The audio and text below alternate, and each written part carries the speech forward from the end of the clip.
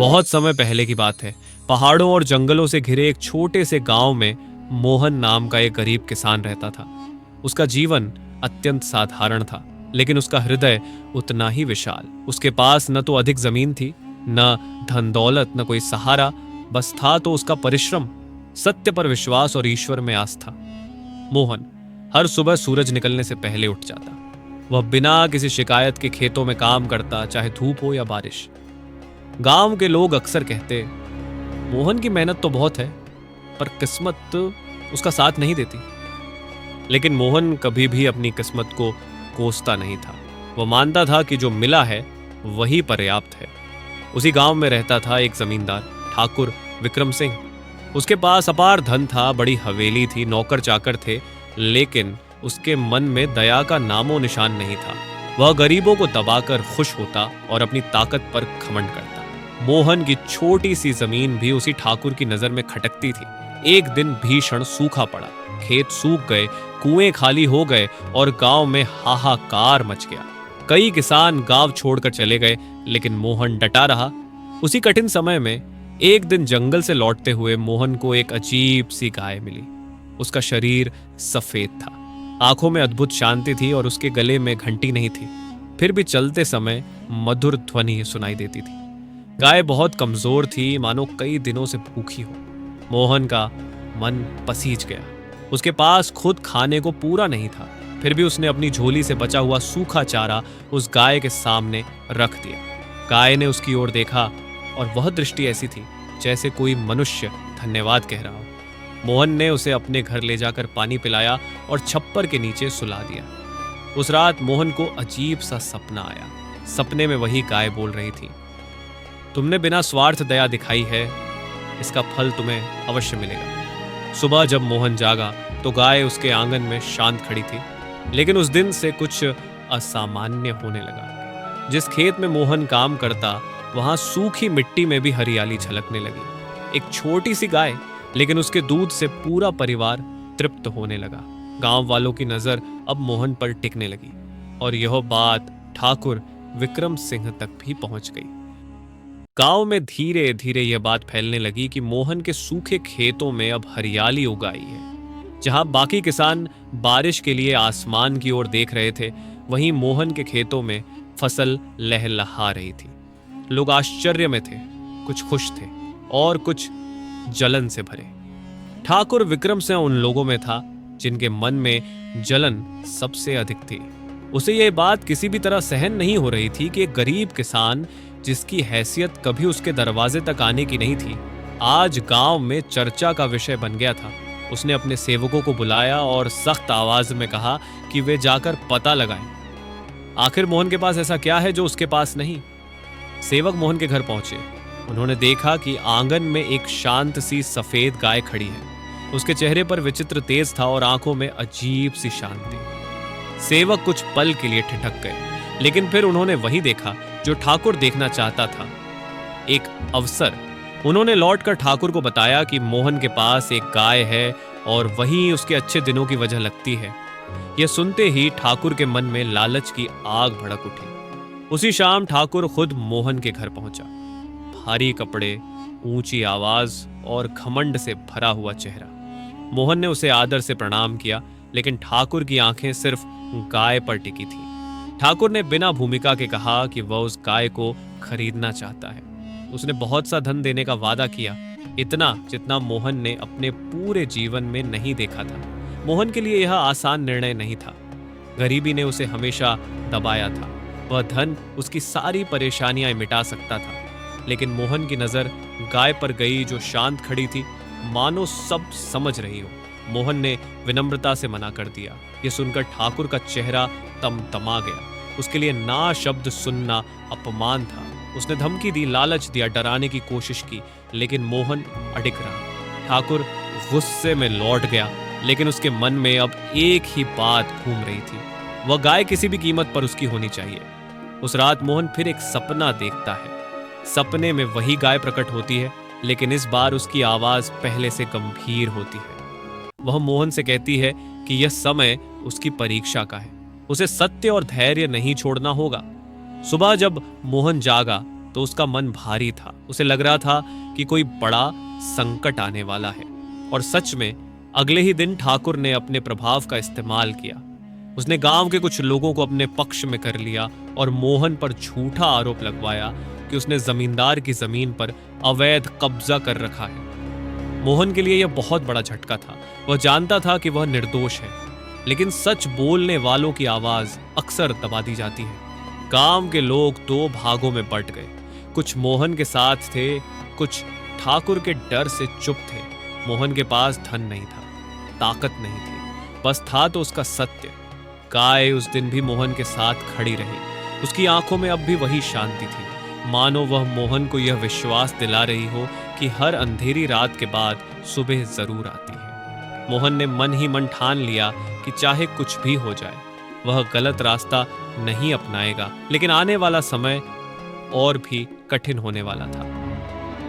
मोहन के जीवन में अब शांति नाम की कोई चीज नहीं बची थी। ठाकुर विक्रम सिंह द्वारा लगाए गए झूठे आरोपों ने उसके सम्मान को ठेस पहुंचाई थी।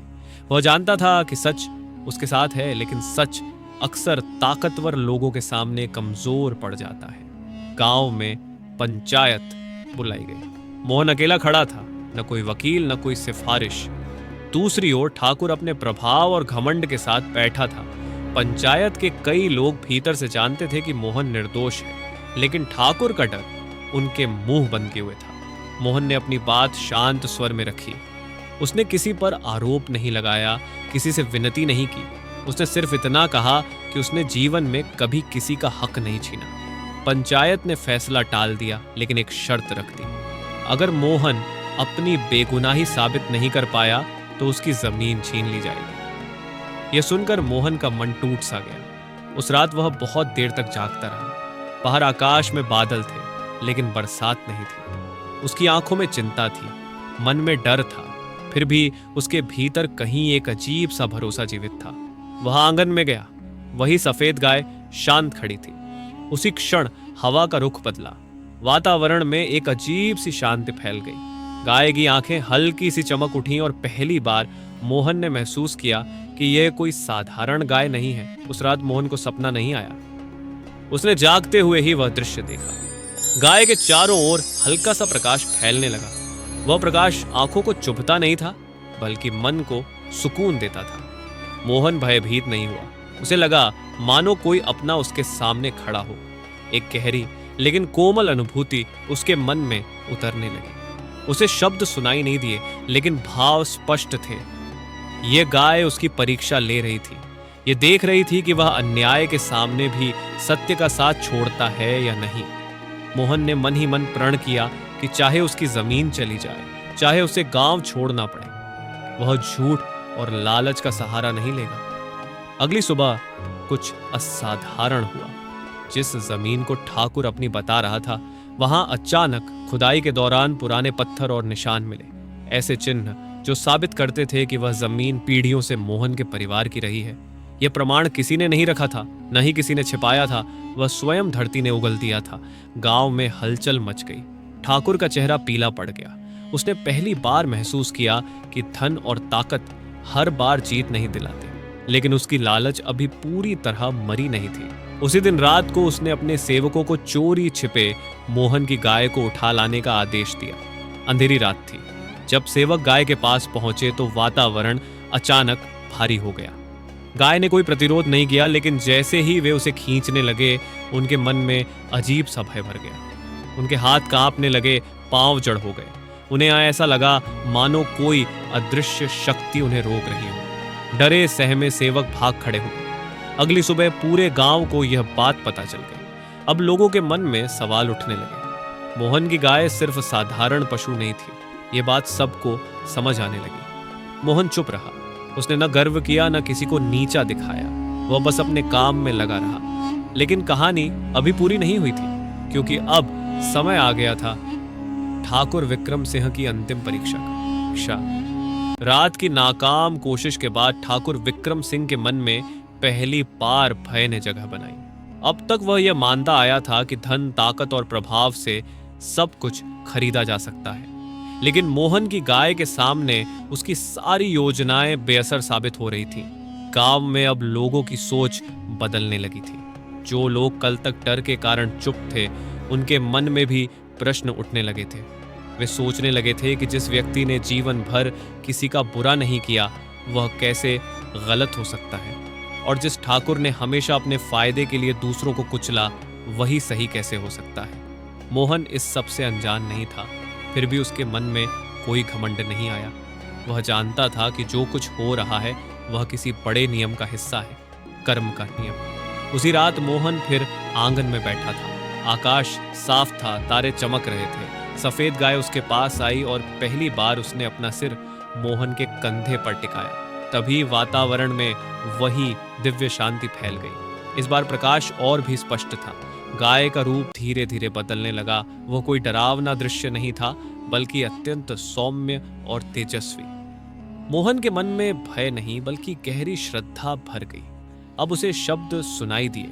ये गाय कोई साधारण प्राणी नहीं थी, वह धर्म, दया और सत्य की प्रतीक थी। वह समय समय पर धरती पर आती है, ये देखने के लिए कि मनुष्य विपत्ति में भी अपने मूल्यों को नहीं छोड़ता या नहीं।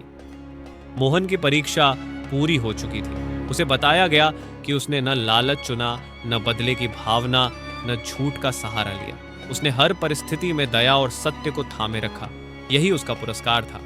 अगली सुबह गांव में अंतिम पंचायत बुलाई गई। इस बार माहौल अलग था। लोग डर से नहीं, बल्कि विवेक से बैठे थे। ठाकुर विक्रम सिंह भी वहां था, लेकिन आज उसके चेहरे पर घमंड नहीं था। रातों की बेचैनी, भय और अपराध बोध ने उसे भीतर से तोड़ दिया था। पंचायत के सामने सारे प्रमाण रखे गए। जमीन मोहन की सिद्ध हुई। ठाकुर के झूठ और षड्यंत्र भी उजागर हो गए। पहली बार ठाकुर ने सबके सामने सिर झुकाया। उसकी सजा तय हुई। न केवल जमीन लौटानी पड़ी, बल्कि उसे गांव के विकास और गरीबों की सहायता के लिए अपना धन देना पड़ा। लेकिन सबसे बड़ी सजा उसके भीतर थी। उसका अहंकार टूट चुका था। मोहन ने बदले की मांग नहीं की। उसने किसी को अपमानित नहीं किया। उसने सिर्फ इतना कहा कि अगर ठाकुर सच में बदलना चाहता है, तो यह बदलाव सबसे बड़ा प्रायश्चित होगा। कुछ दिनों बाद सफेद गाय अचानक गायब हो गई। न कोई पदचिह्न, न कोई संकेत। लेकिन उसके जाने के बाद भी मोहन का जीवन बदल चुका था। उसके खेत फलते फूलते रहे, गांव में समृद्धि आई, और सबसे बड़ी बात, लोगों के मन में सत्य और दया के प्रति विश्वास जाग गया। मोहन वहीं रहा, सरल, ईमानदार और विनम्र। और ठाकुर विक्रम सिंह, वह अब घमंडी जमींदार नहीं, बल्कि एक बदला हुआ इंसान था, जो जान चुका था कि असली शक्ति धन में नहीं, चरित्र में होती है। सत्य, दया और परिश्रम का मार्ग कठिन हो सकता है, लेकिन उसका फल हमेशा स्थायी और पवित्र होता है। लालच और अहंकार तात्कालिक जीत दिला सकते हैं, पर अंत में हार निश्चित होती है। जो बिना स्वार्थ भलाई करता है, प्रकृति स्वयं उसकी रक्षा करती है।